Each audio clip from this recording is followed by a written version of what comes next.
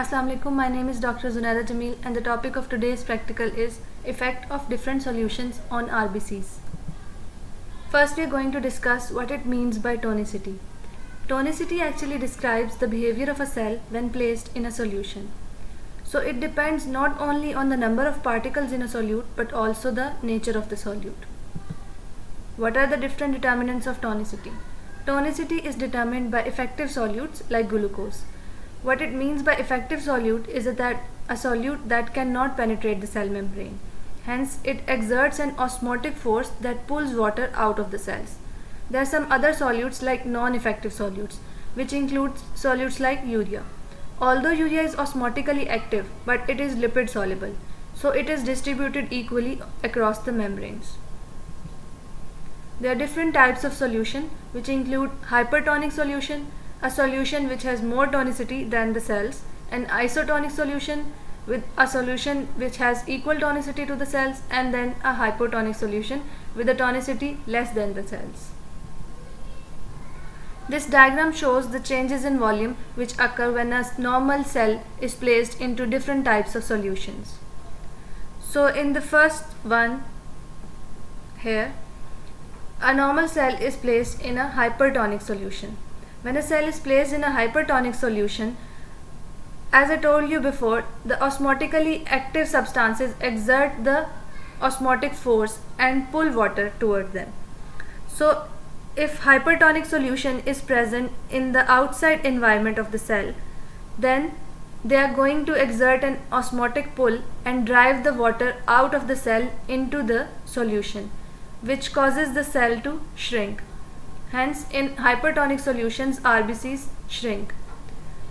In the other scenario, the cell is placed in an isotonic solution, whereby the osmolarity of the surrounding fluid and the cell is the same.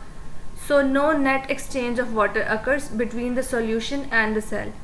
Whereas in the third scenario, a cell is placed in an hypotonic solution, whereby the tonicity or osmolarity of the solution is less than the cell. So the cell exerts an osmotic pressure and pulls the water into the cell, thereby causing the cell to swell. Hence, in hypotonic solution, the cells swell. Now this diagram here shows the same effect but that on the RBCs. So here we can see the effect is shown when RBC is placed in an hypotonic solution, thereby the RBC has swollen. In the isotonic solution, the RBC is in its normal shape, whereas in a hypertonic solution, the RBC has lost water and has become shrunk.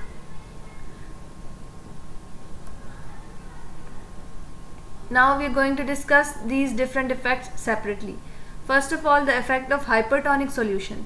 When RBCs are placed in a hypertonic solution, that is with a greater osmolarity than intracellular fluid, water pulls out of the cells, leaving the cells shrunken or crenated. This appearance of cells whereby the cells are shrunken, it is called the crenated appearance. Then the effect of isotonic solution. When RBCs are placed in an isotonic solution with same osmolarity as intracellular fluid, then no change in the shape of RBCs is seen. The normal osmolarity of intracellular fluid is 280 milliosmoles per liter. This effect is shown by this middle piece. The RBCs are in their normal shape.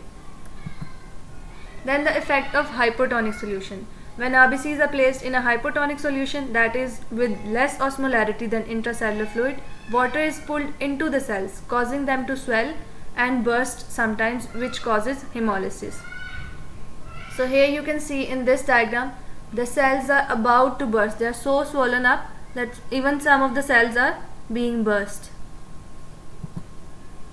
Now your assignment is to draw and label the diagram showing effects of different solutions on RBCs. You can draw this diagram on the plain side of your practical copy. So for drawing purpose, you can even use this diagram, which is showing a crenated cell, a normal cell and a swollen cell. Thank you.